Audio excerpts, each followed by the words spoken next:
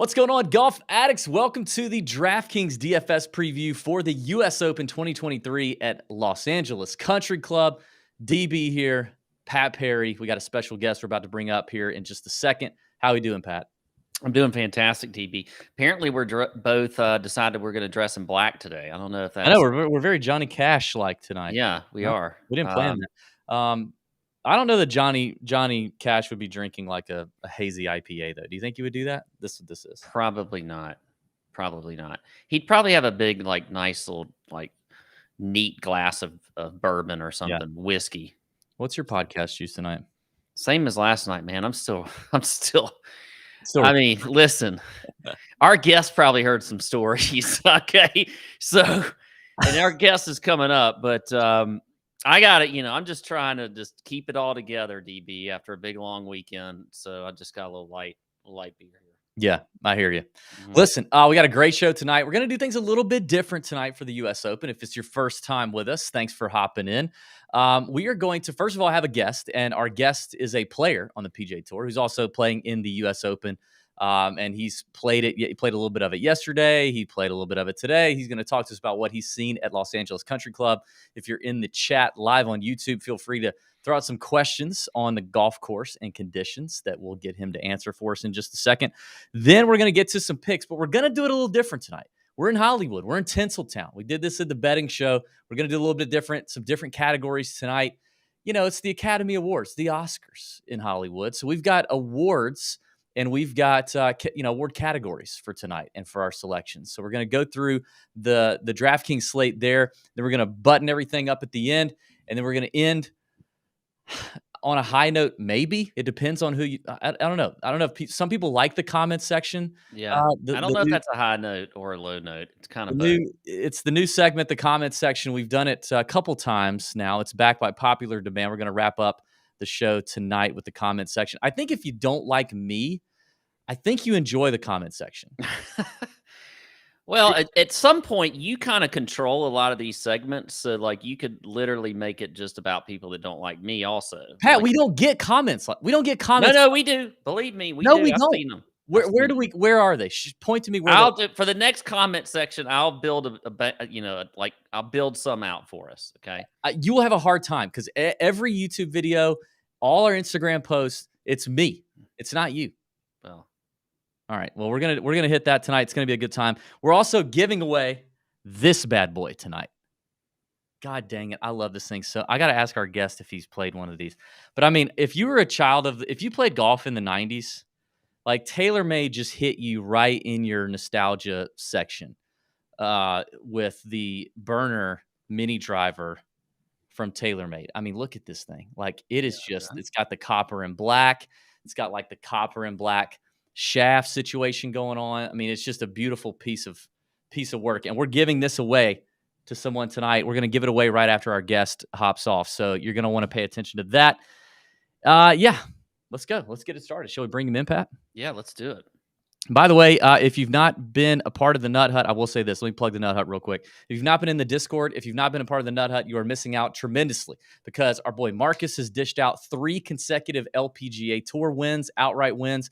Our boy Joe Idoni and the exclusive head-to-head matchups and finish position bets only found in our Discord. He's up 25-plus units since January on that card. You're obviously hot right now. Even if you tailed me, including all of those people, you'd still be up. So we have the best DFS conversations on Wednesday at lunch live in the Discord chat with me. We'll have that this week. And then every Wednesday night, you can catch me and Pat in the Discord live chat at 8:30 to 9 p.m. Eastern. We go for a couple hours in there and kick it around right before lineup lock and before your outright bets and your finish position bets and all that stuff needs to be finalized for Thursday. It is the best place to be every single week that there's golf action, which is pretty much every single week. So the link is in the description. Join the Discord, join the Nut Hut, give it a try. It's $19.99 for the month. It's $199 for the year. Get in there and get, be a part of the best golf community, golf betting, golf DFS, just golf community that you could find on the internet. We love our Nut Hut community, and we thank everybody who's already in there. So join us for the U.S. Open. Try it on. If you don't like it, you can cancel it. You can cancel it anytime. It's no big deal. Just do it. All right. Without further ado, let's bring on our boy, our friend. once gave Pat some hair tips back in the day. It's been a couple of years. Clearly, you've not been taking the hair tips. But let's bring him in without further ado. Our friend, Mr. Hank Lebioda. What up, Hank? Hey guys. What's up, Hank? I'm Hank, good. your How hair are is y'all? much shorter than it was when you gave Pat the hair tips back in the day. Yes, I'm. That's what I was gonna say. Oh, okay. He became a dad. Things happen. Right? Yeah. Just it's easier. The personal hygiene's a little bit easier with the shorter hair, so I try to keep it that way. I got you. Well, are you drinking anything tonight, Hank? Do you have anything right now? Yes, the finest Look smart at Hank. water. He's so healthy. Staying hydrated. I am an athlete, so I'm trying to athlete. Keep my body that way. Yep. We get it. We really do get it. Yeah. Listen, Hank, we love you, man. We're so pumped that you qualified. We were tracking you in qualifying, and happy to have you on the show. And thanks for spending some time. Tell us what you've seen so far of LACC. It is a cool place. It is really, really neat. It's kind of like Parkland style, where there's not much going on in between holes. A lot of holes kind of fall on top of one another. A lot of shared tee boxes rolling off of greens. There's this really interesting part of the golf course where you're it's like 15 green, 15 green, 16 tee, 11 tee, and 12 green are all, I mean, gosh, they're probably within 50 yards of each other. And 11 tee, 16 tee share a box, and it runs off of 15 green. So you have 15 is the 100-yard long par 3, like just very interesting, very cool hole. And 16's a 540-yard long par 4, and 11's a 290-yard long par 3. Like it's, and 12's is just a par 4, a blind tee shot par 4. Like it's so interesting. There's not much. I don't want to say consistency. That's not the right way to describe it, but it's like there's just a lot of different holes, different types of holes. Like you have hole 6 and hole 7. Hole 6 is probably plays with elevation, probably about 275 yards to the front of the green as a par 4, blind. And then you walk up to 7T, and it's a 275-yard long par 3. Like you just like things like that, where it's just so different. I think the best description I've heard of it, it's like you have like half pars on a lot of these holes. Like the first hole's a par 5, but the number 1 and number 10 are like probably the easiest holes on the golf course. And it's like that's your par 4.5. Like that's your birdie, and then hole 10's another birdie hole. And then it's just hang on to your seats. Like it gets wild, it gets fun. The condition is incredible. Like the greens aren't necessarily like super fast, but they're so tilted and so slanted and so steep that it's like and they play really fast if you're going downhill, or if you get above the hole, or if you have, say you're like pin high and you have a big breaker, like it's gonna go. Like there's just nothing that's gonna stop it. Fairways are wide. I think it's really interesting playing like a full, like all the fairways, tee boxes, rough for the most part are Bermuda. So like for me, coming from Florida, growing up in Orlando and still living in Jacksonville, like it reminds me a lot of like kind of fall golf of what I grew up playing, like kind of like November, early December, where the Bermuda is able to get cut pretty low in the fairways, has a little brown to it. You're through all the hurricane season, so you have all the rain, all the growing seasons done. That rough is thick and long and juicy. But it's at the same time it's patchy. Like it's Bermuda. Like it's not the prettiest grass. It's not the most consistent grass ever. And it, for me, like I wasn't expecting it. You have really beachy sand in the bunkers, so guys are gonna get plugged lies, and there are going to be a lot of balls that look like they're going to go into the bunkers that are going to get stopped by this like foot long St. Augustine grass that we all have in our backyards. Like I played 9 holes with Billy Horschel today, and I asked him, was like, Doesn't this remind you of like growing up, like playing in your backyard? Like you would drop a ball in your backyard and hit it around the backyard and whatnot, like this thick St. Augustine grass that we all had. He's like, yeah, it's harder and thicker. And it's probably more penal, but like it's just, it was not what I was expecting as far as turf condition, style, layout, but it's just so cool. It's so cool. It's kind of a strokes gained Florida boy advantage that I'm sensing here. I mean, does it really play? I mean, we've heard obviously like unlike a lot of these West Coast courses, no Kikuyu, no POA. So we've heard, this Bermuda, through and through bent grass greens. Yeah. Is the Bermuda? I mean, is it that similar to Florida Bermuda? Yeah. Really? Yeah. It's if you had like tight cut Bermuda grass, that's what it is. I think it wasn't it Billy Ho today that I remarked. I saw rumors flying around, people freaking out because he mentioned that the course played a little soft, and that's not what everybody's been expecting because there's been no rain, and there's no rain coming. Did you sense that? Yeah, like it's not like crazy. Like the greens are for now. It's Monday. Yeah. Like let's put that and throw that out there. We're not neglecting to know that. But yeah, like the greens aren't like rocketing over. Now, if you hit like a long iron or a wood into it, like, yeah, it's going to bounce. That's, any tour event essentially. And it's just Bermuda. Like it's not baked out. It's so healthy. Like there's no like bare dead patches of Bermuda anywhere. I talked like some of the rough is a little bit patchy, but that's like, I mean, we're talking from like, like 4 or 5 inches deep Bermuda to like 2 to 3 inches Bermuda. Like it's still there. Yeah. It's not like there's any hard pan, dirt, anything like that. I do expect it to dry out as the week goes on, especially because we're just gonna have perfect weather the entire time. But yeah, it's not like first impression, like hard, really hard, but not like it's not. You're not looking at shots like, well, what the hell am I gonna do here? Like who? I want to ask about because going back to the fairways and then sort of around the greens a little bit, but on the fairways, like we're hearing leading up to this, in any course preview you're reading about much wider fairways than you typically see in a U.S. Open.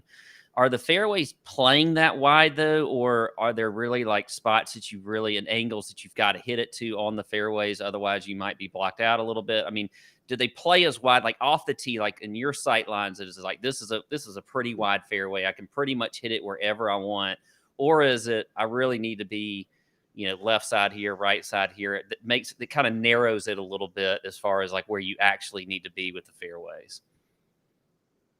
They play narrower than they are, for sure. I was thinking back through the front 9, some of the holes I walked yesterday, and then some of the holes today, where the fairways, a lot, like you do have blind tee shots. So you probably have like 5 or 6 blind tee shots throughout the round, which is, and even if the, fairway is super wide on a blind hole, it's going to feel way smaller just because you don't necessarily know where your boundaries are. You don't know where your borders are. And a lot of the fairways are very sloped. So you can get to a point where I'm trying to think, one's popping in my head is like hole 5, hole 13, where it's like these fairways are huge. They're massive. They're like 60, 70 yards wide. But on 5, for instance, like if I hit a driver specifically, I kind of get over this, crest of a hill, and then it goes just straight down into the right. So it's going to run on fairway for 40 yards, but it's going to run it right into the rough. And you're going to be down well below the surface of the green, hitting back up now to a blind shot, probably out of 5th Bermuda rough. 13 is a very unusual fairway where it's a dead straight hole, but at, on the right side, imagine there's a ridge that kind of comes up, starts at maybe like 260, 270 on the right-hand side and runs diagonally long ways up the left. So it goes, say, like 370 to the top on the right-hand side and 300 or 270 on the right-hand side, 310 to the left-hand side. But then you crest this hill on the right-hand side, and then it runs straight down, and you're way below the surface of the green from 180 out, probably playing out of the rough up to this green that you can't see. So then it's like the fairways play smaller. How about this? The smaller fairways play bigger because a lot of them slope towards the fairway or down into the fairway, so you can kind of bank it off of that if you want. And the bigger fairways will play much smaller just because it runs away from the center of the fairway. Is there graduated rough from the fairways, or does it just go from like straight up fairway straight? It goes straight to the thick stuff.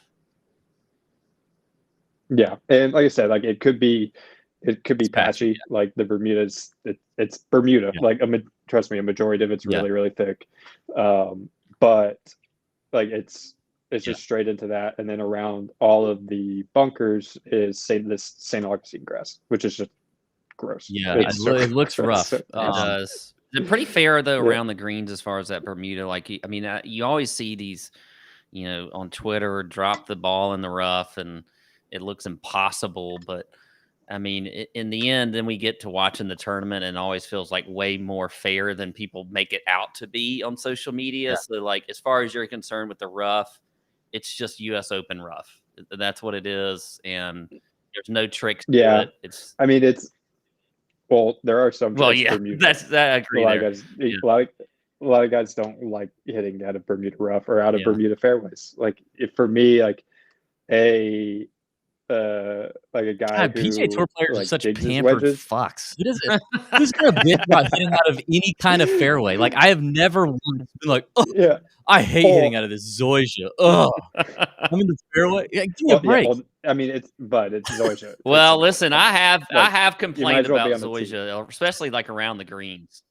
What is it being too easy? Just sitting up on a teat for you. Around the greens, Zoysia, I don't like because you can't bump and run. It's too sticky. Oh God. Anyway, Hank, finish. Take more club. Take more club. Like guys who like use a lot of leading edge when they chip are probably not going to like Bermuda a lot, especially if they're if they're chipping down grain, it's no issue. But then like it's short, like it's not, you don't have like super long Bermuda, but it's still going to grab your club. So guys that like really use the bounce well, I think will have easy time chipping. Like specific on the fairways,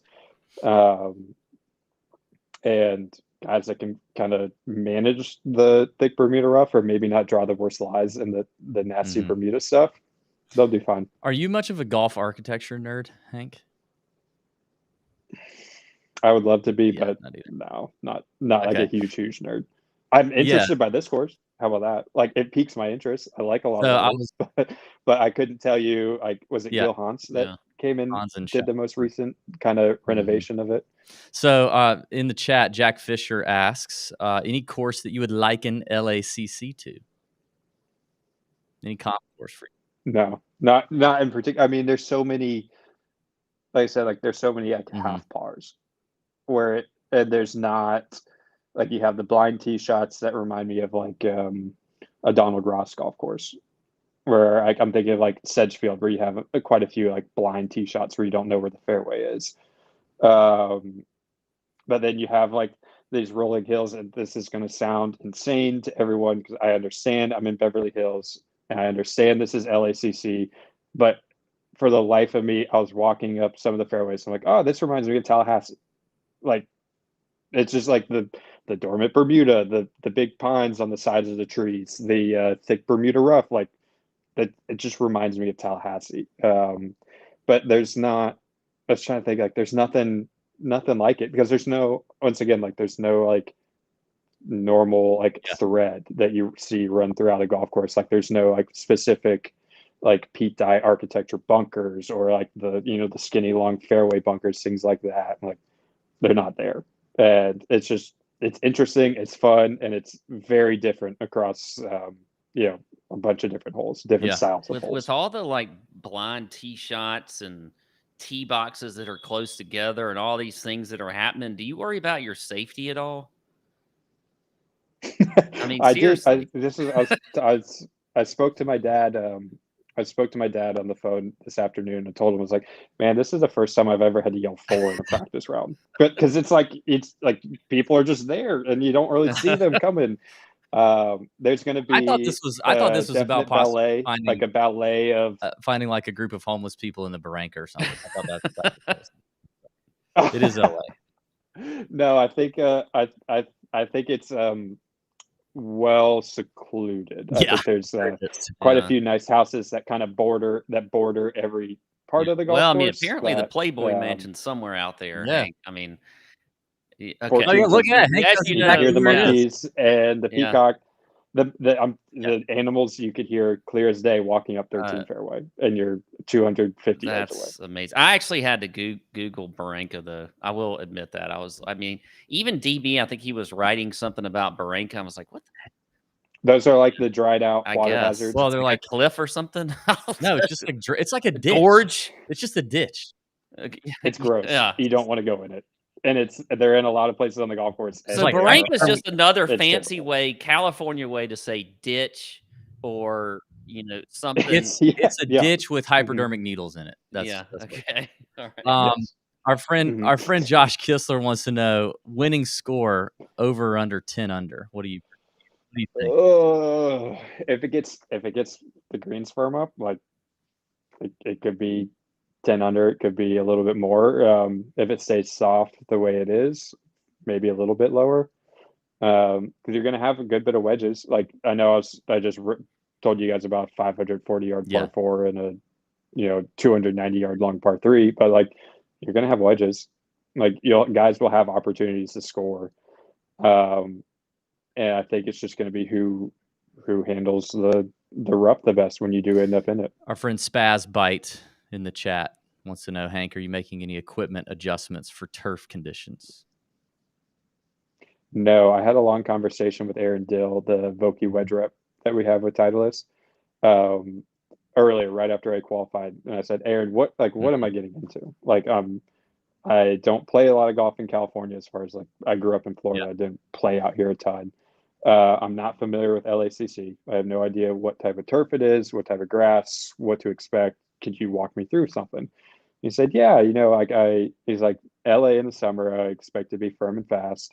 You might want something with a little less bounce on it. So I use, for like your golf nerds, I'm sorry, I use a K grind, like a really fat sole with they would consider a low bounce, 6 degrees of bounce. But with the super fat sole, it plays like more bounce, if that makes sense. And I have since college. It's just something I'm comfortable with, something I like a lot. And Aaron was telling me, yeah, it's something like maybe with a little bit sharper leading edge, a little heel relief, a little toe relief, so then you could use that same lofted wedge from everywhere and so be able to hit, a little bit more draw shots, a little bit more toe down shots, a little more cut, and you'll have tighter leading edge, so you could, get under the ball more. And on the first hole out here, I was like, there's no way I'm going to switch from what I already use because this turf is so similar to what I'm used to back home. Nice. Other than that, no real equipment changes. Update a 4-iron, but it's the same thing. There's nothing. It's just an updated version of the 4. So let me ask you this. Like you talked about the wedges. Is this kind of a U.S. Open? Because I think what everybody's trying to figure out is like, is this a U.S. Open where it's bomb and gouge situation or no. Yeah, I don't think so. No, I don't. I mean, because it's like I don't see the benefit of like bombing it way down. Like everyone's going to be hitting driver, but like even on the short holes, like I don't see the benefit really of like bombing it way down there, because then you're not going to be able to hit the green because some of the greens are 7 yards deep, and you're going to be coming in from below the green, with a like. How good are your wedges? Like, you're gonna be. It's just no room. Now I could be crazy. I could be completely wrong. But it's like I don't necessarily see like a super bomb and gouge person winning. One of the par 5s, like hole 8, the par 5. Like I think you're gonna have to lay up on anyway. You could reach it, and you only have maybe like a 3-wood off the tee and a 4-iron or a hybrid into the green. But like you can't send driver there. Everyone's going to be able to reach the first hole no matter what. It's not going to be just for some people. 14, the third par 5 is like it would help to be able to carry it 310 yards, but it's like that green, you don't really want to go, like you won't be, I don't know if you'll be able to hit the green into just with the amount of space you're given. and then you're going to want to short wedge in. So it's like, do you really want to miss the green in a bunker and then have no chance of hitting the green, or just lay back to 110 yards or so and know you'd be able to hit a wedge? So if you're kind of in that like bob and gouge, like that's what, like that would be your strategy to playing it. You're kind of saying you're really using the wrong strategy for this golf course. Like you could end up with a lot of short-sighted shots. Distance will never hurt you. Right. Like it just won't. But you're not going to have the consistency of like the rough at Wingfoot, say. Like you're just not going to have that same rough throughout the entire golf course where, you just swing as hard as you can and it's going to come out 10% less or 20% less, whatever it is. Like you will catch flyers in Bermuda rough. Let's say you get into a spot that's not too thick, and like, do you want to try to bomb something out of there, or you're going to have to bounce something up the front? And I don't know. I don't see the bomb and gouge really working. But then again, like I said, like distance will never, distance will always help. Like it'll always be a benefit. So for perspective for our viewers, listeners out there, like how far do you hit it, and where would you put yourself in terms of like the average PGA Tour in terms of distance off the tee? As average as you can get. I probably have currently swinging around like 114, 115 miles an hour with a high smash, and I probably hit it. If I look at the stats, I end up somewhere between 90 and 70th on driving distance. So 300 yards. And how many drivers are you hitting at LACC? Obviously 5 par 3s, everybody, but I mean, 2 of them, Pat will be hitting driver, but how many of the other 13 holes are you hitting driver? It'd probably be easier to count the other way. I'll probably hit maybe like 5 3-woods. 3-woods or hybrids off the tee. I don't know if there are any hybrids for myself off of non par 3s. So 5 3-woods probably on be the non par 3 holes? 4 or 5. Yeah. Okay. Mm-hmm. Sounds about right. That's interesting. Like I thought you were going to say more drivers, honestly. Yeah. I mean, I could be. I don't know. Wrong. I mean, hell, I don't know. I haven't seen it. Yes. Yeah. Yeah. I just like, in my opinion, like I'm looking at them like, like you kind of run out of room. Yeah. Like I don't have the distance to carry some of the bunkers, and like it's not like they're slow. Like they're still running. Like a 3-wood's still going to go 280. So it's still not like a short shot by any means. But it's just a matter of like, what can you carry, and how, like, do you want to challenge this bunker where it's really soft beachy sand? So it's like, you're probably not going to draw a great lie. Lips are really tall. So let's say you go about the game plan you have in your head right now. Talk to me about what it looks like through the bag in terms of approach shots. Like a lot of majors, we're always talking about like, oh God, you're going to have to hit 20% more long irons over 200 yards than normal on the PGA Tour regular schedule, right? You're talking about a handful of wedges here. There's some quirky holes, some blind tee shots. Talk to me about like through the bag in terms of your approaches. And I guess you could include the 5 par 3s. Like, where do you see yourself hitting? Is it kind of through the bag? Yeah, like it's a huge variety. Like you're definitely gonna be hitting more 5. Like I hit a few 4 irons in the greens, especially on the back 9. But then holes 10, 12, 14, in my opinion, it's a 3-shot par 4 or 3-shot par 5. 14, and then 15's a part like a 100-yard par 3. Like those are all wedges for me. 1's going to be a reachable par 5. 2's probably a long to mid iron. 3. I don't remember 3. I think 4 is a long par 3, so that's going to be a long iron. 5's probably going to be a mid iron. 6 is a wedge or drive it on the green. 8's going to be a reachable par 5, and then 9's 170 yards to the green, par 3. So that's another mid iron. Like it's just all over the place. Would you? I didn't even see. I know the tee times came out today, so I didn't see if you were morning or afternoon. But if you were kind of looking at just tee time ways, we always get asked that, but usually it's when it's kind of a weather. When we have some weather situations. But Hank's off early, very early. I got So a great you like tee time. you like the morning tee time to start?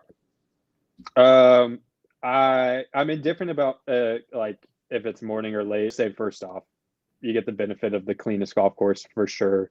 I think the guys who have the first tee time and the afternoon wave on Thursday by far get the best golf course of any of us through 2 rounds. Because you're not gonna have 36 holes played in between you finishing and then you starting again. So yeah, the first round you play in the afternoon. It's like you still get like all the morning guys to play before you, but then there's, like I said, there's 36 holes can be played between the time I finish my round and when I tee up on the next round. Yeah. So I'm of the opinion that for a player, late early is the best wave. But first off, like, oh yeah, like I'll take that any day. I'll wake up early. It's okay. I'll be on East Coast time. Dude, yeah, a little Hank Lebioda, first round leader action on Thursday. Write it down. 250 to 1 or something. Oh god. Yeah, here we go. Well, it is your first major, correct? Yes. Dude, that's awesome, man. Congratulations. Yeah. I know that's Thank you. Good. Any closing thoughts? Anything you think that you need to share with us that you haven't yet? No, other than I'm just really ashamed of Pat and his personal hygiene and his hair care. I know, I told you it was bad. I told you. I gave you a heads up. Listen, I mean, I gave you all the secrets. I explained it. You did. You have footage of you it. explained it in detail. Corn Ferry Days. And you're like another tour pro. Just have a professional tell you what to do and say, "Oh, I know better." Yeah, Hank, I admitted this to you earlier today, and I'm sorry. But other than that, no, I don't have anything. I'll be better. I'll be better, I promise you. It's more for you than for me. I know. It's for you. Help him help you, Pat. Yeah, I know. Hey Hank, we appreciate you spending this much time with us, man. We appreciate it. You're awesome. We'll all be cheering for you, and let's have a day, especially on Thursday. You know what I mean? But let's have days, but especially on Thursday. Thank you guys very much for having me on. I appreciate it. Yeah. All right, buddy. We'll have you on again. You. See you, dude. Yeah. Take care, y'all. Hank's a great dude, man. He's such a good guy. Appreciate him doing that. Awesome. Good insight there. If you need even more, which I don't know why you would need any more, but I did do a bunch of research on this golf course over the weekend, and I posted the course breakdown video in about 15 minutes. You can get a lot more information, flyovers and all that stuff. But I don't think you're going to need anything else after Hank just did what he did. So yeah, I think we're all good. That was fun. Let's get into it. Before we do, I got to do the giveaway, Pat. I'm going to do the giveaway. I'm going to give away the TaylorMade mini driver right now. So you're going to get this brand spanking new TaylorMade mini burner, mini driver, 11.5 degrees aloft. This thing is a freaking oh shit. Oh, I just banged. Well, I mean, now it's not. It's ruined. You can hit piss missiles with this thing. Absolutely not anymore. You crack the face. Piss missile. Remember that video a long time ago you did where we were like promoting a club on social media and you dropped it and like banged it on a brick or something? Yeah. That was one of the funniest videos. Oh, God. All right, listen, all you got to do to enter to win this, it's very, very, very simple. You just have to sign up for SoBet for at least a month, but there's a great promo code right now that gets you 6 months. If you've already signed up for SoBet, congratulations, you're in. Our SoBet friends will tell us who has used the Tour Junkies code since we started working with them. We're working with them for the rest of the year. These guys are amazing, and they've been great partners for Tour Junkies. They're supporting us all year, and we appreciate it. And if you don't know what SoBet is, it is a place where they have curated some of the best handicappers on the internet for every sport you can imagine, and the handicappers are vetted. It's not like Twitter where you just go, I bet on hockey and I'm good. Well, no, you suck, dude. SoBet vets these people. Like, you got to have a little bit of a track record in knowing what you're doing. And when you post, those are the only ones allowed to post on SoBet. So when they do post on SoBet, you have to post your units. You have to give reasons for your plays. And then whether the plays hit or don't, you have to come back and say, we're either up or we're down based on whatever happens. So there's full transparency on the platform. Again, every sport is there, including us covering golf and the exclusive top 40 round robin Tour Junkies play. It goes up every single week. We broke dead ass even this week because freaking Harry Hall, we were in for a big week. And Harry Hall, no, was it Harry Hall? No, Carson Young. Carson Young screwed me late at the RBC Canadian Open. Carson Young bogeyed, I think, the last hole or 17 and then didn't birdie 18 like a schmuck to get into the top 40, or we would have made some money. But we're already up 9 units in just a few weeks on that round robin parlay. All you got to do is click the link in the description, join SoBet, promo code TJ gets you 6 months at a discounted rate of $39. That gets you into the NFL season where SoBet is really popping. So join today. If you join, that's all you got to do. We will pull the list and we will draw a random winner at the end of this week, and we will announce the winner on next week's podcast. So if you want this tailor-made mini, I'm telling you, this thing is sweet. Even if you don't even hit it, just put it in your bag, because like this damn head cover is just the retro logo. It's just it looks good. God, it looks good. So nice. All right, let's get into the picks, because you know what? Speaking of the comments section, we'll have people in the comments going, 35 minutes it took to get to the picks. 35 minutes. But you just missed fantastic insight on the golf course if that's what you're going to complain about. And you know, if people like this has revolutionized my content experience on YouTube and in podcasts, because I listen to a lot of podcasts like outside of the golf world, and then I watch a lot of YouTube outside of the golf world. You cannot watch or listen to anything on 1x speed. You have to do at least the 1.25, but a lot of times 1.5, just to get it in, move along. All right, let's get to our categories. So we're doing something a little different tonight. Like I said, we're going to go through the categories first, and then we're going to kind of come back, hit anything we missed. But, honestly, DFS ownership has to take shape, and we will know a lot more about it come Wednesday. That's why being in the Nut Hut, in the Discord on Wednesday for the family lunch hour that we like to do and chat about things at every lunch hour on Wednesdays, and then the nightly chat on Wednesday nights every single week. That's crucial too. So that's where we can really understand kind of where this whole thing is leaning, who's catching steam, who's not, who's overlooked, what's the popular lineup construction, all that good stuff. I think we do need to come up with a couple things to tell the folks who are brand new to this. Maybe you're just dipping your toe in the DFS waters. First of all, only play in contests that you can max enter. If you can't max enter the contest, if you're playing in 150 max entry milli maker, you're a loser. If you're only playing like 10 lineups, you're going to lose. It's just inevitable. You are going to lose. Play in 3 max, play in single entries. It's only top 60 and ties at the U.S. Open. So understand that. And for most U.S. Opens, with all the variants, with all the unknowns, with all the rough and the gnarly stuff around the bunkers, the 6 of 6 percentage is probably going to be like sub 6 or 7%, probably maybe sub 5%. So there is going to be a ton of variance. Big names are going to miss the cut. People you've never heard of are going to be up there. Like, there's going to be variance. Embrace it.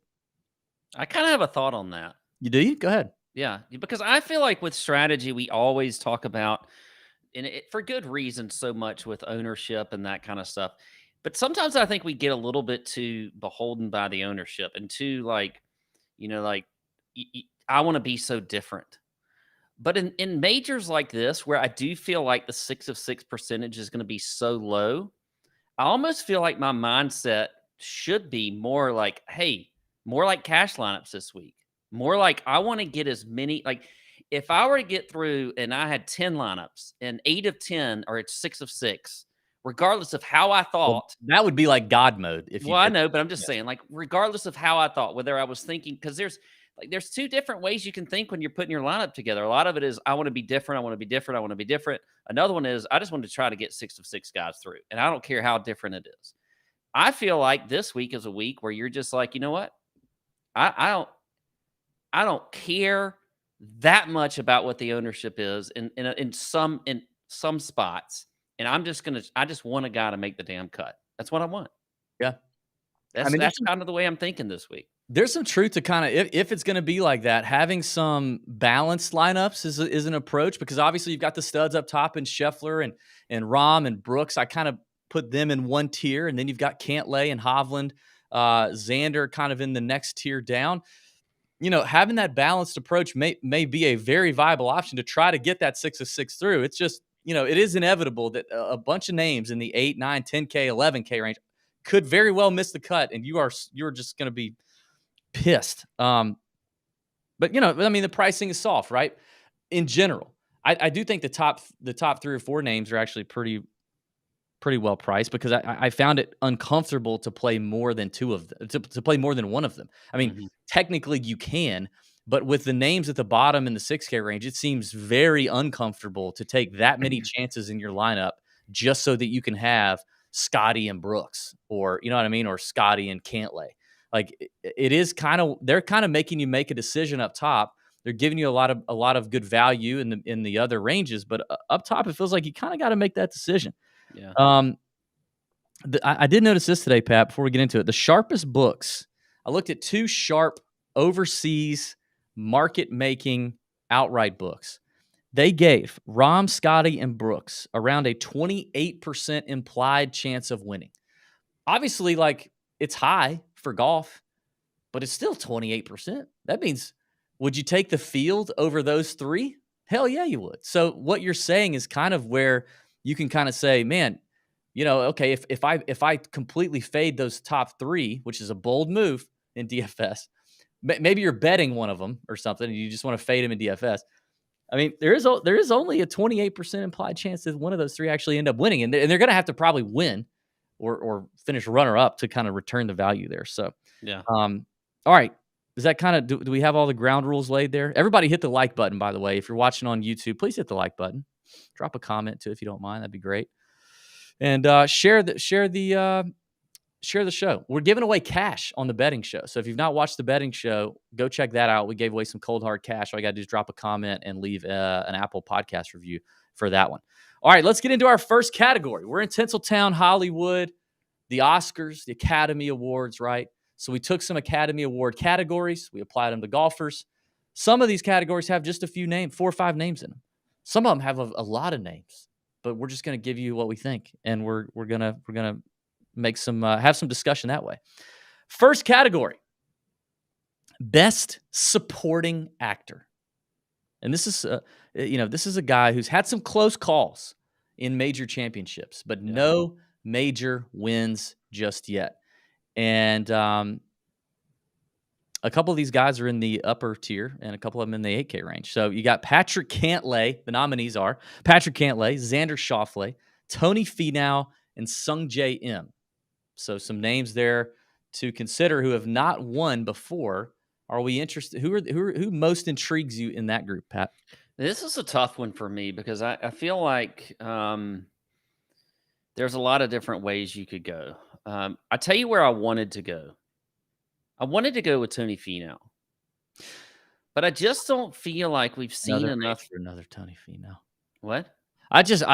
Tony. He just haunts me. There's nothing you said. He just haunts me. Well, I felt like Tony. Now I do think of this group, Tony is probably, well, maybe Sungjae, but Tony might be one of the lower owned. Really? Just because of what we've seen lately. Oh yeah, out of this group, yeah. Yeah, out of this group. Finau and I think Im's going to be the lowest owned. Yeah, but it's just like, he hasn't really played fantastic lately. Other than I guess he did have a win, right? He had the win but that was Mexico. Yeah. It's a totally different kind of deal. Yeah. Hasn't had a great history at the US Opens. You look at the last 5, he's missed a cut 3 times and then 2 top 10s. So it's sort of been all over the place. Yeah. But for me, and I've dogged this guy lately, but I'm going Xander. Hold on. We had a lot of agreement on the betting show, like a weird amount of agreement. And for people, and we might have some disagreement in this one though. We might, because DFS is a different game, right? It's different than betting. But I will say, like, for you, if you're new, me and Pat have been doing this 8 years. We do not talk to each other about picks ever before the show, ever. Now, we kind of know each other, blah, blah, but we do not talk about it. On the betting show, there was a lot of agreement. So I want way more than I can remember in a long time. Yeah. Which could, I feel like is a good thing. I feel like it's a good thing because you've been on such a heater betting. You might feel concerned because I've been cold. It makes me feel like I'm good because I'm in lock with you. You probably feel like you're bad so I don't know. But DFS is a different ballgame. All right. I wanted to say that before you dropped your first pick. Well, I'm going to go with Xander here. DP. Okay. I'm going with Xander. I love his US Open history. I mean, good Lord. 4 top 10s in the last 5 years in the US Open with a T14 last year. The dude has been incredible in US Opens. He's on the West Coast where he's from. He's actually played fairly well recently. Second at the Wells Fargo, top 20 at the PGA Championship, T24 at the Memorial. Xander's, he's kind of like he's having some bad rounds, kind of Rory-esque, like where he'll have like one bad round in a major and it kind of screws up his chance to win.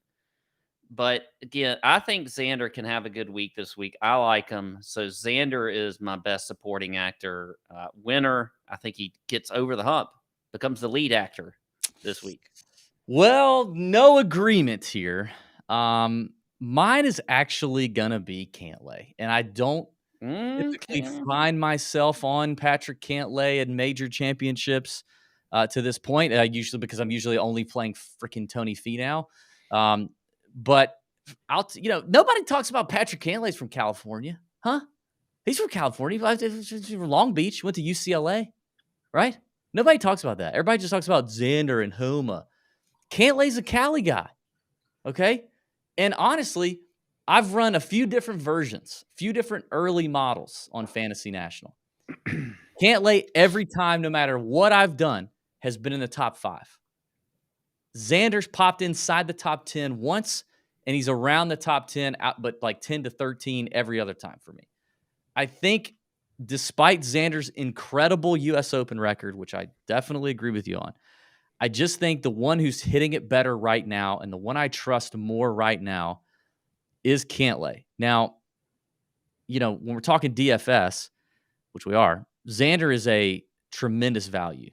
I think he's just a good value. The DraftKings couldn't price all these guys up where they needed to, but I mean, it feels like I'm getting a nice steal with Xander. So if I were playing cash, if I were playing a 50-50 or a double up contest on DraftKings, Xander would be probably where I start every single lineup at $9,600.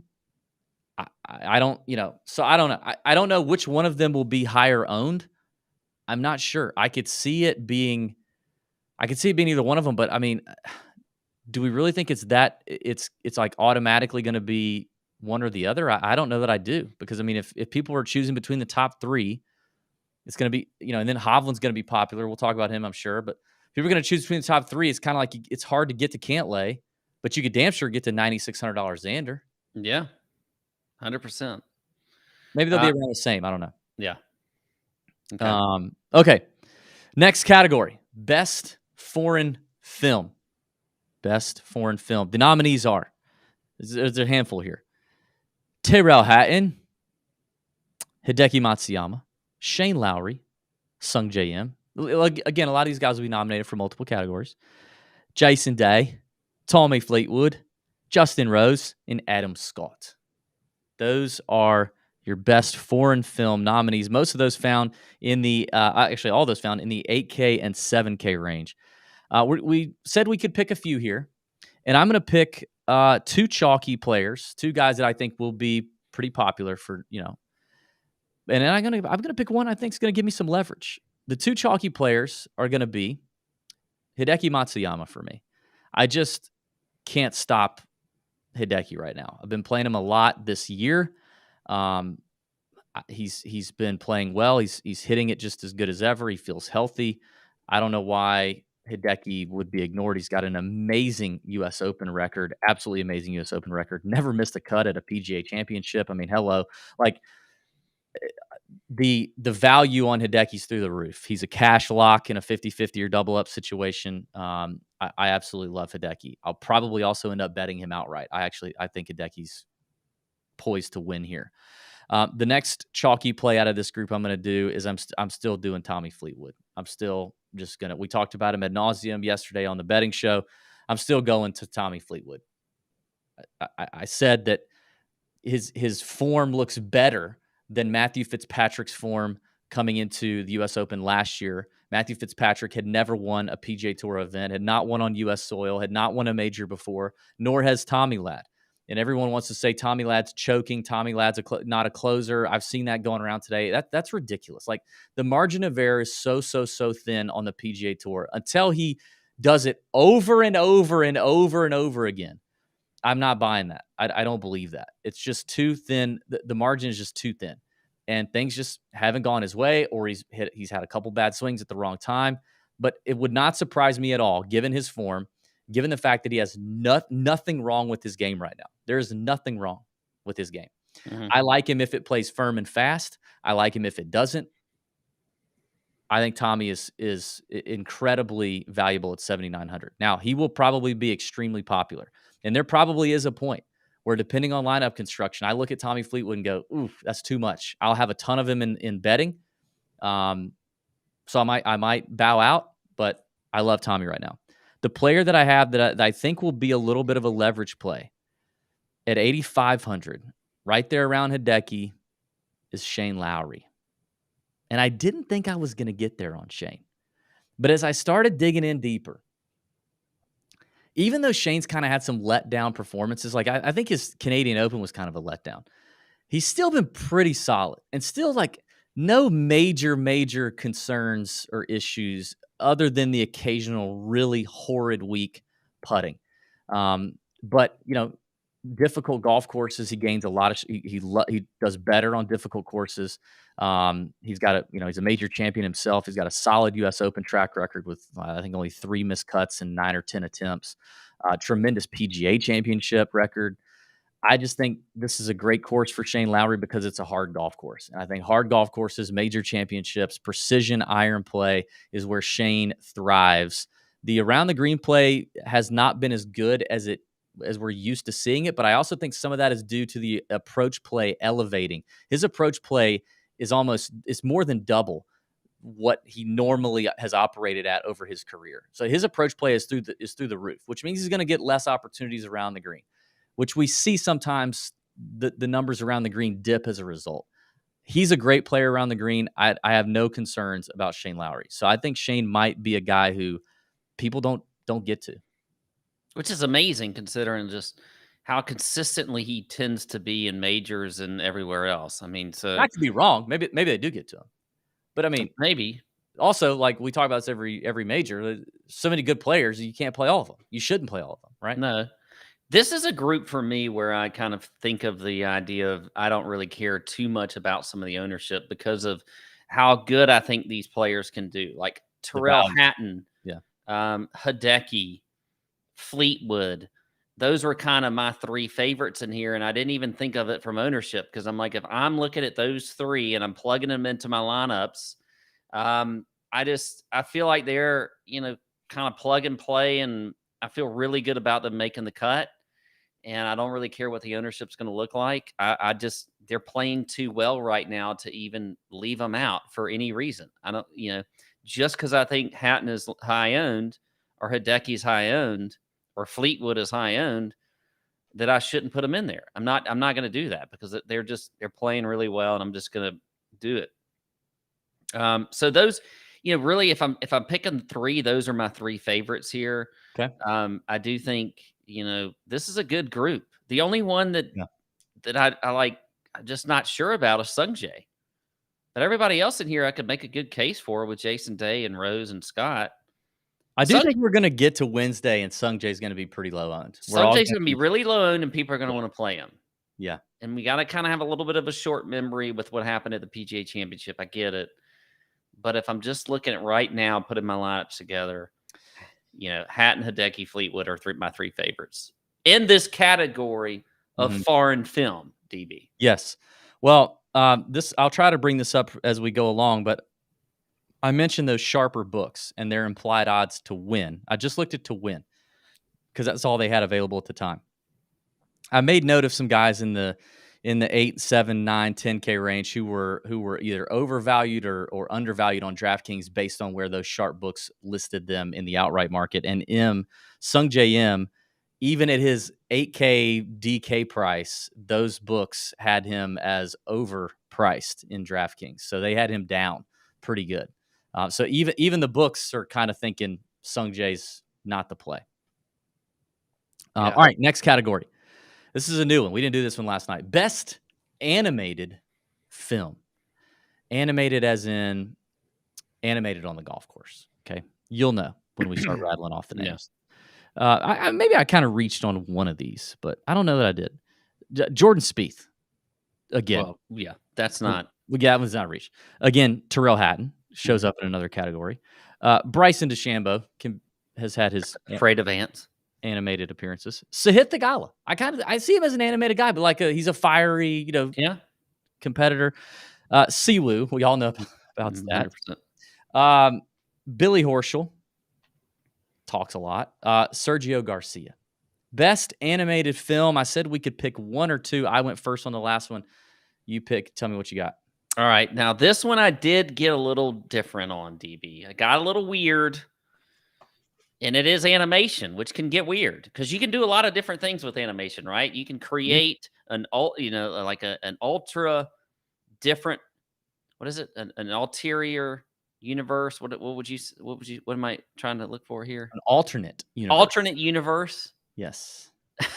So you would take Jordan Spieth, though, and I do like Jordan Spieth a lot this week. I think, anytime you get on a U.S. Open course, a course that has been compared to Augusta National in a way of some of the creativity you have to have here, the angles you have to hit, where you need to be on the greens.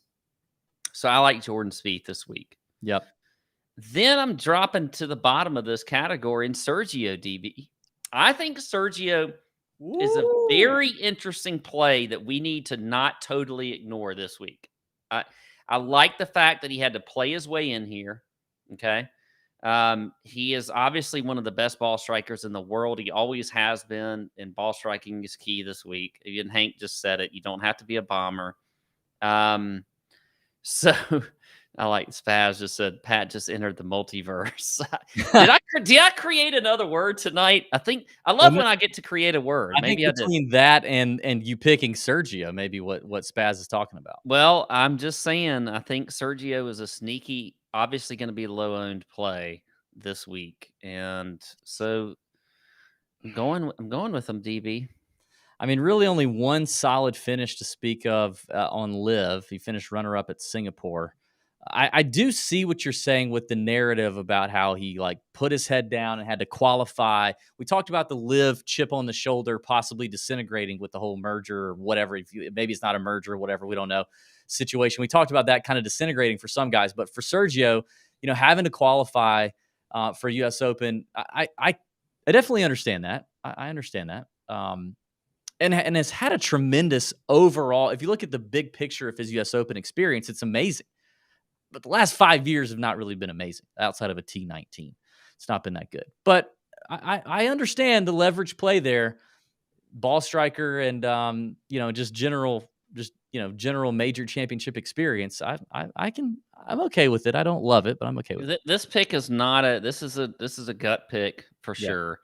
This is not I'm going back to my strategy of, hey, I want only 6 of 6 guys, and I'm only going to talk about cut makers who have zero risk whatsoever. Sergio certainly has a ton of risk, but still, it's golf, and it could happen on this course. It's a weird course. So, yeah. Well, you took one. I have 3 here. One was Jordan Spieth. I agree. I'm very interested in Jordan Spieth this week. I'm growing more and more interested. We'll see how ownership shakes out. It does feel like he's at quite a good price, and may lead a lot of people to him. But yes, I'm interested. I won't belabor that one. A guy who we talked about last night on the betting show, Bryson DeChambeau, is one in this category I am also interested in, coming off his 4th place finish at the PGA. He's got a 7th and a 10th in his last 2 live events. Obviously, we know that he's a U.S. Open winner, and he's done quite well in U.S. Opens in the past. I mean, can you believe Bryson DeChambeau has played in? This will be his 9th U.S. Open. It's amazing. That is wild. As an amateur too, right? Yeah, I think so. I think he had a 15th. Was he an amateur? I think he had a 15th as an amateur in 2016. That's just nuts. So Bryson is one I'm definitely eyeballing and looking at. But I have seen him his name floating around on Twitter a little bit. We'll see where he comes in terms of ownership. But the last one, Pat, I actually brought a show and tell. Can I do a show and tell? Yeah, it is. It's show and tell time, I guess. The last pick is a show and tell. Pat, I did something unusual. Augusta National has rules, right? They have rules where you can't bring your phone in. So you have to bring if you want to take a picture on a practice round, you have to bring a real camera. You can't, a camera, which I don't have one of those except for the one that's right here. And I'm scared to touch it. So I didn't bring that one. So I went to a pharmacy and got one of those old school, one of them old school Clicking type. Yeah, the little windy cameras. And it took and then I had, just like it back in the day, I had to go drop it off, get it developed at the Walgreens. It took about 8 weeks. It took 8 weeks to develop it? 8 weeks. Yeah. It didn't take that long back in the day. Back in the day, you get back from like a camp or something and you want to get them pictures. I thought it just was like a couple days. No, that was back in the day. They were clipping it and you saw it in the, everybody could see your pictures of. Yeah, I do remember that. Well, I remember you go to camp for a week and you have all them little camp thoughts you'd have pictures with. You really want to get those back. And then you just get them in 24 hours. But no, not today. But anyway,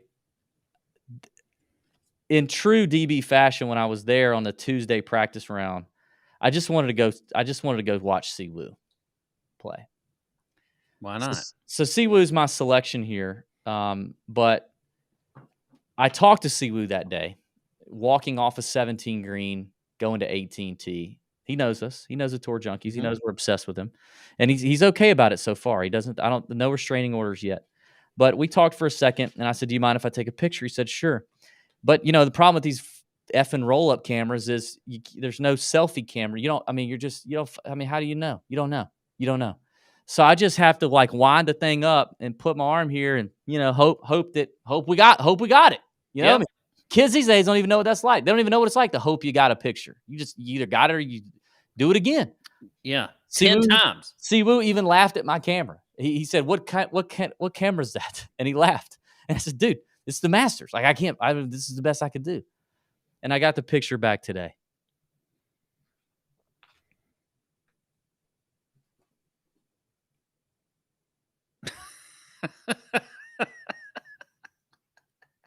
Great camera work, DB. Great camera work, buddy. Siwoo looks great. We can see half of your nose. See a third of my face. Yeah. But I'm going Siwoo. The price is too good. He's kind of like Lebioda in that he hits it. He's average in terms of distance, maybe a little below average, but very accurate off the tee. He does concern me a little bit. He's kind of a head case, right? He's number 1 in this field last 24 rounds in fairways gained. He's number 19 over the last 50 rounds in bogey avoidance. Last 24 rounds, he's 10th around the green. The irons are clicking. Everything is clicking for Siwoo right now. It feels a little Tommy-esque, just like everything is clicking. Everything is going well. He's not putting amazing, but that's like the last thing I care about. So Siwoo's my guy right now. I'm going to play him. I don't know that in the DFS community, he'll be popular in some of the maybe higher dollar contests, but I don't know. I just love Siwoo, so I'm going to play him at 7,300. Yeah. I don't mind it. All right, we gotta keep move quickly here. Before we do, I gotta remind everybody about our friends at DraftKings doing the Reignmaker stuff, and they got special promotions this week. Pay attention, y'all. Pay attention. They got a bunch of promos. Here's a number of different promotions you can use. The first one is the Pro Shop Pit Stop. If you spend $10 or more in the secondary market, so buying a different type of card, different player on the secondary market, on a single PGA Tour Reignmakers player card by Sunday, June 18th, you'll receive a Reignmakers PGA Tour booster pack. Another promotion is the Tourney Tee Off. Users who enter a rare tier contest by lock on Thursday get $20 DK cash. They also have a Craft and Burn at the Turn promo. Users who complete a rare Reignmakers PGA Tour crafting recipe by the snapshot time will receive 5K DraftKings crowns. That's awesome too. Snapshot on Sunday, June 18th. Group play in LA. Users who purchase one rare tier card for each of the golfers below on the secondary market after June 12th and hold each at the snapshot time will get $75 in DK cash and $75 for collecting all 4 golfers. There's a ton of promos. Just click the link in our description of the podcast. If you're listening, click that one. If you're watching on YouTube, click the link in the description there. Reignmakers, baby. Get into that Reignmaker stuff. We're having a good time with it. Having fun with that. All right, next category. Now, this is not an Oscar category, but it's a movie category. Rotten Tomatoes. The Rotten Tomatoes. This is guys who are not playing very well, but do give an opportunity for some possible leverage because they're not playing well. and they're going to be low owned. But they've got you can find some semblance of upside on these two. Pat, who do you got? All right. Well, this one's interesting to me because I feel like, well, there's a lot. Obviously, like you said, you could hate all these guys and you don't want to play them. But first, I think Sam Burns provides us with some upside. Obviously, I didn't mention I didn't mention the nominees. My bad. Oh yeah. You want me to do it? Sam Burns, okay. Cameron Young, Tom Kim, Alex Noren, Taylor Montgomery, Keith Mitchell, Tom Hoagie, and Aaron Wise. My bad. Yeah. Okay. Sam Burns. I feel like, there's a few things that we can look at with Sam Burns. Obviously, he's a winner on tour. He's won this year. The old saying of Bermuda Burns may be something this week, although these aren't Bermuda greens, they're bent grass greens. And most of the time really that saying came out of Bermuda as far as putting on Bermuda greens, which we don't have. But really, Sam Burns, I get that everybody's, kind of dogging him on the way he's been playing lately, but it's not like he hasn't had some good finishes. I mean, a T6 at the Charles Schwab, a T16 at the Memorial, very difficult golf course. It's just these, like the Wells, the PGA, last week at the Canadian, and some other events this year where he just has not performed very well. And there were some injury concerns early in the year. But to me, the T16 at the Memorial and the T6 at the Charles Schwab on a very fast and firm golf course, very fast and firm. Everybody was talking about that because he just burnt it out because it was they were going to be redoing some things. Makes me think, okay, well, maybe we see a little bit with Sam Burns this week. So I feel like if you get some ownership leverage with Sam Burns, I like it. The other one this is another kind of gut play that I just keep looking at. And I think of like all the past history of maybe West Coast, looking at this guy, but Alex Noren at 7,400. He scares the hell out of me, DB. Yeah. But Noren keeps popping. I don't know what it is. I just want to play Alex Noren. Now, if you look at the stats, you don't really see a whole lot there other than he is a fantastic putter. He's top 10 in the field, whether you're looking at putting in general long. Short game, yeah. Yeah, and he's got a great short game. Everything else, not so good. Yeah. But two things that you do have to do really well on this course are putt and then have a great short game. He has that. So Alex Noren, to me, I'll go with him. Those are my two. Well, I'll make this quick. Sam Burns was the first one. I do think there in the 8K range, he's going to be one that people are going to pass up on. And obviously, Burns has tremendous upside. We know that. He's a killer. He's the guy in the 8K range at very low ownership that I do see winning a major at some point. I would love to see the irons a little more dialed than they are, but it could happen at any moment for some of these guys. They're that good. They're the best in the world. I do not like the Alex Noren play whatsoever. And I don't love this play either. This was to me, Sam Burns, this was kind of a hard one. But I'm going with Keith Mitchell. And you may be surprised to hear that. I am surprised to hear that. Yes. I've been very anti-Keith Mitchell this year. And I love Keith. He's a friend of the Tour Junkies. We talked at the Players at last couple of years. Great dude. Love Keith. Sea Island Mafia member. Georgia Bulldog. Love him. But his irons have been freaking trash for the last few weeks. They've been trash. Doesn't mean they can't. It's a little bit like Sam Burns. They can pop up. They can come back. But as I dug a little deeper, at least in the last 12 months, Keith's got him a little bit of a vibe going in Cali. He's got a Cali vibe. 5th place at Riv, and Riv's not really a comp course to this place, but it's Cali. 4th at Pebble Beach. Okay. Mm-hmm. Houston Open Memorial Park Golf Course is a course that I've seen some similarities thrown out. That Memorial Park, it's definitely a driver's golf course. Memorial Park has some similarities to this place. Had a 9th place finish there back in November. Not much of a major championship record to speak of. He's only played in 1 U.S. Open. He's missed a cut. He's made 3 out of 4 cuts at the PGA, but his best finish was a 34th. Masters, he's not done much of anything. So, I mean, Keith's a stretch. He's a stretch. But Great driver of the golf ball. He's going to hit it long and straight. He's going to gain strokes off the tee. I think if you're doing some skill set stacking, and you want to play a guy, if you're doing maybe a bomb and gouge lineup, just playing some bombers, Keith could be a guy down there in the low mid sevens that's going to hit it a long way and going to gain a lot of strokes off the tee here at this course if he just decides to send driver and disregards whatever rough he has to pay a price for. So, I mean, he's obviously like Hank. He's going to be quite familiar and comfortable on Bermuda as well. I mean, he was probably my third choice after the wonderful Alex Noren. Yeah. Yikes. Okay. Before we get to our remaining picks and wrap this thing up, remind everybody that Underdog is doing their thing, man. Get involved with Underdog. The link is in the description of the podcast, the YouTube video. They've got the pick'em going on. They've got round by round drafts that you can do. Those are a lot of fun. You can do them in like 15 minutes. The pick'em is what we love to do. Pick higher or lower. That's all I got to do. We'll be putting that out in the Nut Hut every single week. Most states are eligible for pick'em.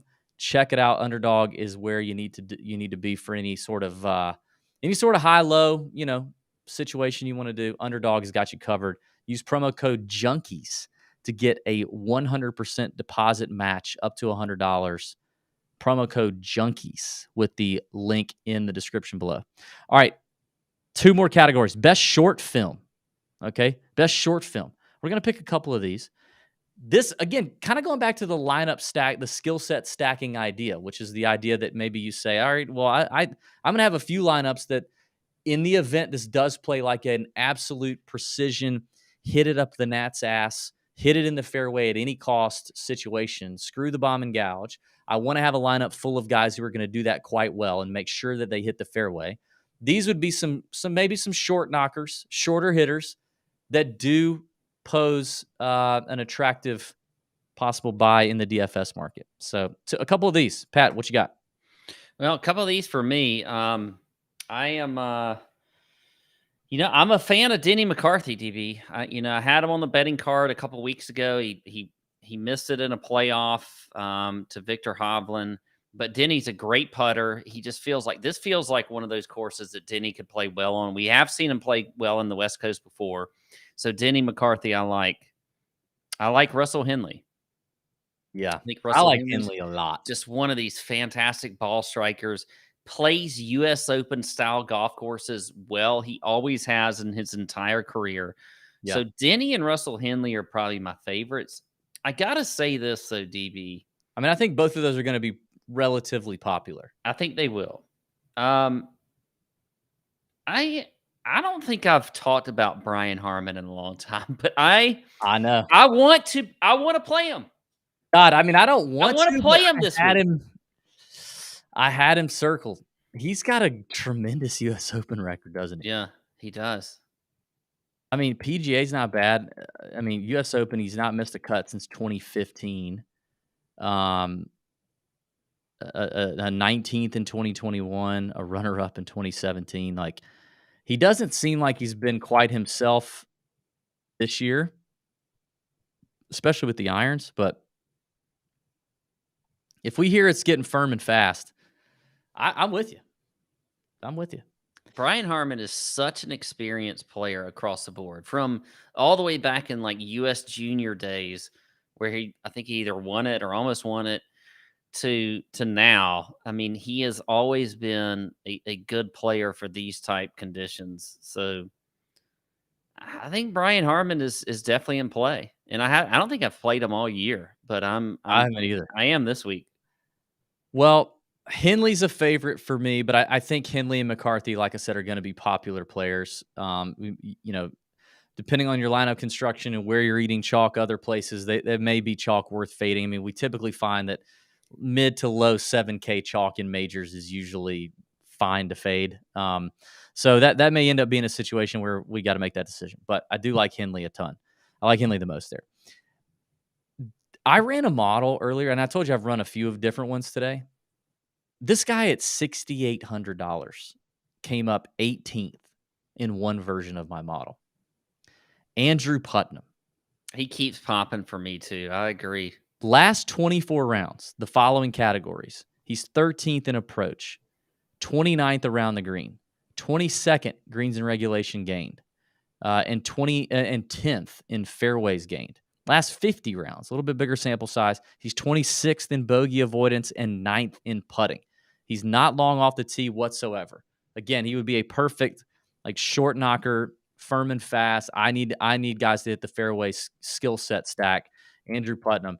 And he's also got, I believe, let me confirm. I believe he's also got kind of an interesting, he's played in 2 U.S. Opens, made both cuts, 31st and 43rd. He's made half his cuts at the PGA. I mean, and he's playing well now. He's coming off a 5th place finish at the Memorial. I don't know. He just kept popping for me. So I think Andrew Putnam's interesting, along with Russell Henley. Nick Taylor's not super short, but obviously he just got a lot of attention this past week with his finish, but he's one I'd keep an eye out on too. He was an honorable mention for me. All right, finally, instead of our 6K snake draft that we normally do every Monday night, we're going to do the best independent feature. We're going to pick 3, and these are all low-budget films, low-budget operations in the 6K range, all right? 6K range, best independent feature. Pat, you go first.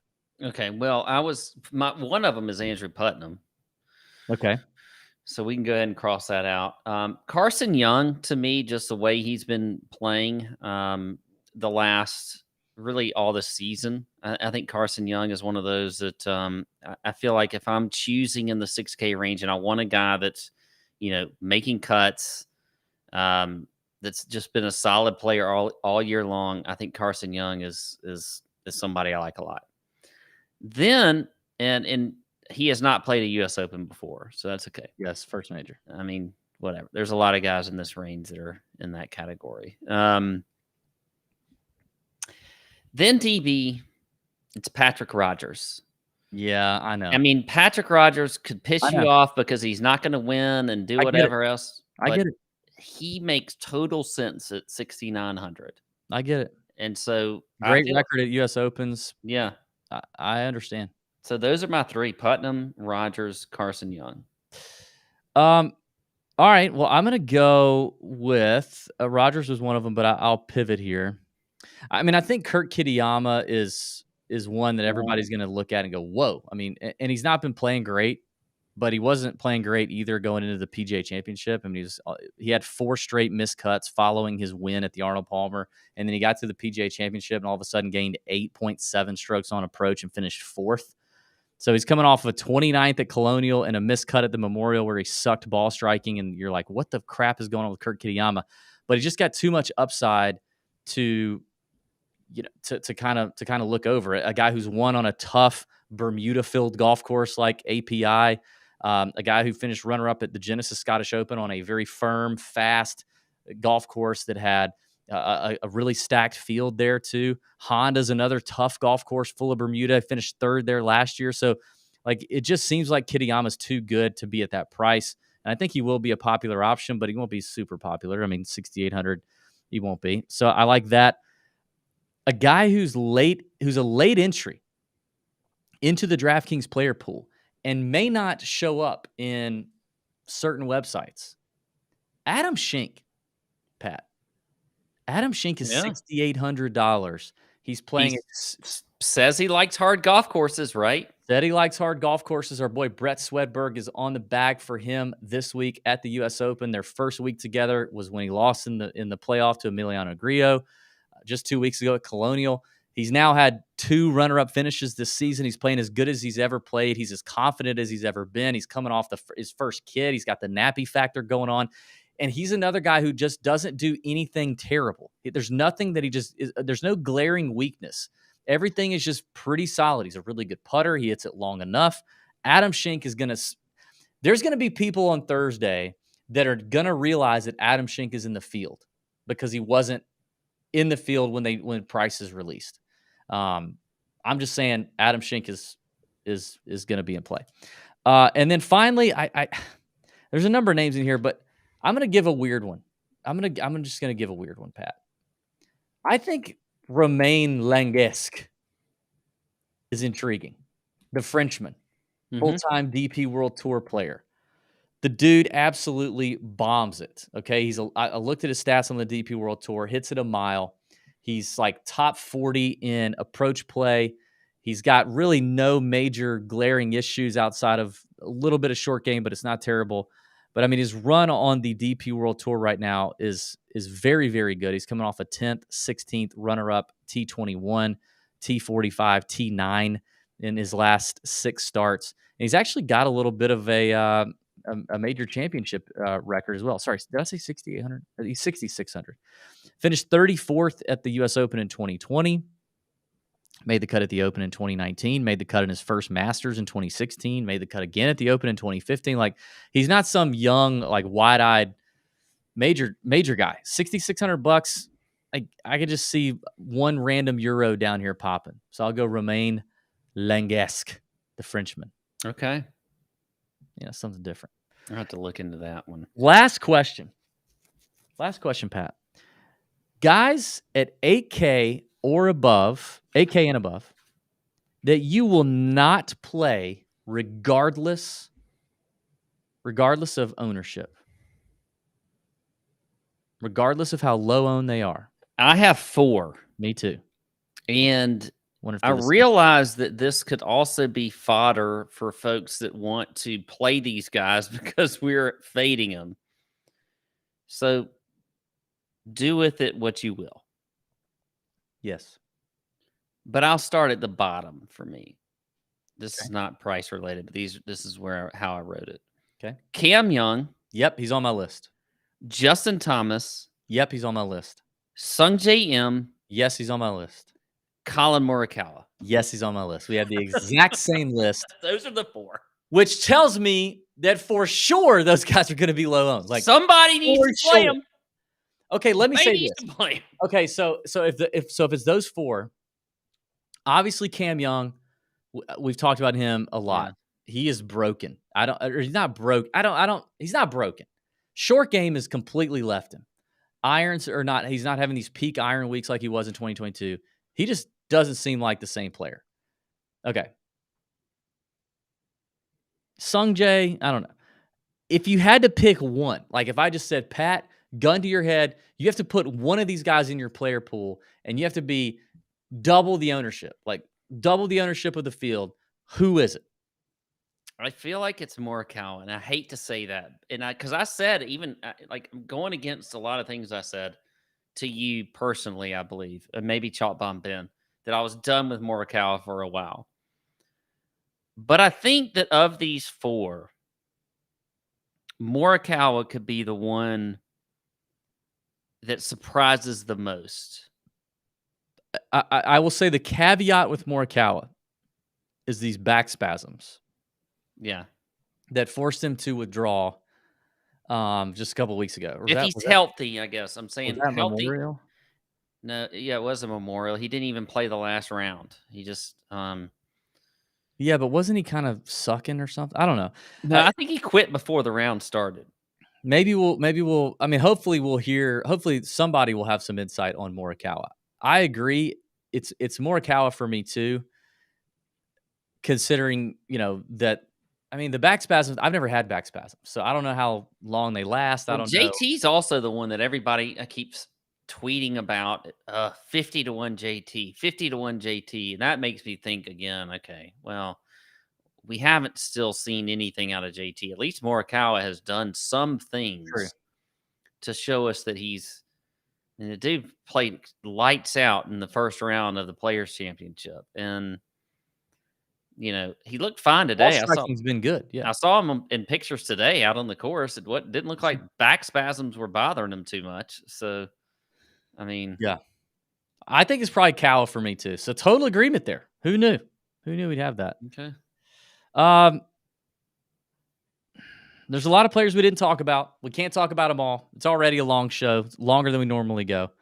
I will say that so the next segment I had is just kind of closing thoughts. Anything we think we missed, anything we feel like we need to touch on. I will say, going back to those, I forgot to do this. Going back to those sharp books and the implied odds, I mentioned Sungjae they had as overpriced. They also had Max Homa as pretty overpriced based on his DFS price relative to where he was priced in the outright market in terms of just winning. Homa is going to be an interesting case study.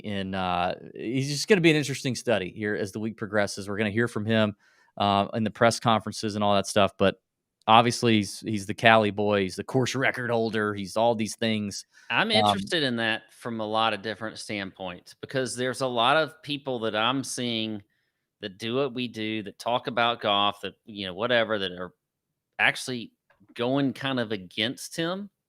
Mm-hmm. Which would be interesting to me. Like, if I see a low-owned Max Homa, I think you will. Then I'm probably going to play some of them. I know his major championship record is horrible. Yeah, but I'm probably gonna go in and play him if he's pretty low-owned. So we'll see. In terms of values against those sharp books implied odds, Jordan Spieth, Justin Rose, Dustin Johnson, and Justin Thomas were all four players who, relative to their implied odds to win on those sharp books, seemingly values there for DFS. Don't sleep on DJ. It's the first time we've talked about him in an hour and a half. Well, I mean, there's a lot of... We haven't talked about Victor Hovland. Yeah, but we talked about him a lot on the betting shows. Yeah. Yeah, there's a lot of guys. This is why you got to be in the Nut Hut. This is why you got to be in the Discord. We'll talk about all these guys before the week is over. All right, that's it. We'll do the comment section, but I feel like a lot of people are going to dip here at this point. So don't forget the TaylorMade burner mini driver giveaway. All you got to do is sign up for SoBet. Click the description, promo code TJ. If you want to just try it for a month, it's $9.95 for 1 month. But if you use TJ, you get the 6-month deal at $39, and that's going to take you into NFL season. I promise you'll love it. All right, let's just give this a shot. We'll do this quickly. Yeah, I want to see the comment section because I promised it. The comment section. Here we go. Ready? Oh, let me bring this up. This is again. They're all about me. They're pretty much all about me. So, all right, here we go. First ones. This is here's one. Now this one I thought was nice. This is a nice comment, so I thought I'd kind of lead us into the bad stuff. This is on Instagram when I posted the Fluffy Phoenix video. And Craig says, "You effers make me laugh. Goofy ass guys. Love the podcast, and I should have bet Grillo." So this is obviously after Pat hits the Grillo bet at Colonial. And that was nice. Work. I mean, he called us effers and goofy ass, but it was very nice. Thank you for that, Craig. Thank you. Michael comments, "Am I on the..." He says, this is a video that I think I was the only person. This might have been on the Sleepers video. "Are you on the pipe?"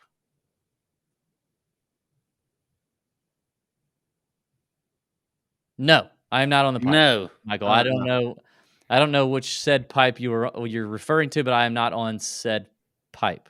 I don't know how he would have even gathered that. I mean, normally my wildest shows that would lead someone to believe I am on whatever pipe, it would be Nut Hut shows only on Wednesday lunchtime family time chats. Eugene, who's going to make an appearance here later. See, this is what I'm talking about. You are a professional, Pat. Your dictation is far superior to DB. And then okay. And then Andrew comments, "Dictation is underrated." Which is what the crap? Eugene, dictation? Also, there's no way that's true. That's not true. We know that. You cannot tell me that your dictation is better than mine, right? I think that's tongue-in-cheek. I think he's serious. I don't know. I think it's tongue-in-cheek because anybody that listens to us knows that my dictation's terrible. I'm glad in most cases. Like, you're just out of line there, Eugene. I have wonderful enunciation and dictation. Pat mumbles, he stumbles, he gets all high pitched, and he just marbles mouths and southern and all that. Nobody needs to get into the details. I'm just like, that's just God, Eugene. Here we go. Now it's about to get real. Our boy D-Gin Dude. Oh, he's wonderful. DB, quote, short Sharky. DB, quote, short Sharky rope Pat needs to be retired, bro. I know right before the show when you're looking in the mirror, you tell yourself, this is cool, dude. But D-Gin Dude, he just third-personed himself. D-Gin Dude is meant to say is here to tell you, bro, that the rope hat is super cringe and is the further thing from cool. So it's not the furthest. I think he probably meant to say furthest if we're going to correct him. Do I need to go through this sentence and talk about the horrible structure of the sentence? Well, it's the grammar, it's the hard clear to type sometimes. ignorance. Like DGen dude clearly doesn't even have his GED. Like I would encourage you to go back and get your GED. Okay, just at least get that. Okay, because this is a horrible sentence. Ellipses, by the way, are only 3 dots, not a million. I hate it when people do that. That is super cringe. That's way more cringe than my rope hat. And why my rope hat bothers DGen dude so bad, I will never understand. But I have a new rope hat that I'm going to wear next week. I got it at Chichesi. I can't wait to rock it. Eugene shows up again saying you guys should put timestamps on your videos. You're right, Eugene. We should. You know why we don't? Because I don't have time. And I just don't. I would love to make time. Maybe I will, but not today. But DGen dude, of course, has to chime in on this and says DB is too lazy and busy putting lame things on his face.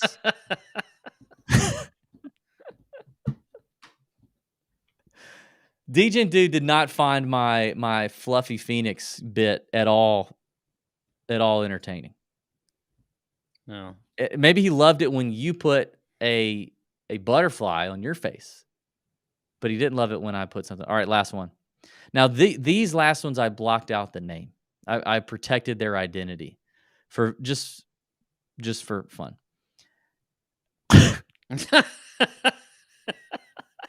The first comment. These have to be on like a course preview or something because I don't recall these. I do see some of these, but I didn't see these are from the US Open course preview show. First comment: the fairway is longer than DB's quote wiener. Okay. This, you know what, guys? Confession: he's right. I literally believe that every fairway I've ever seen is longer than my wiener. You got me. Yeah. You got me. Hey, dude, salt and pepper on younger dudes looks vomit emoji. Just for men would go a long ways for you, buddy.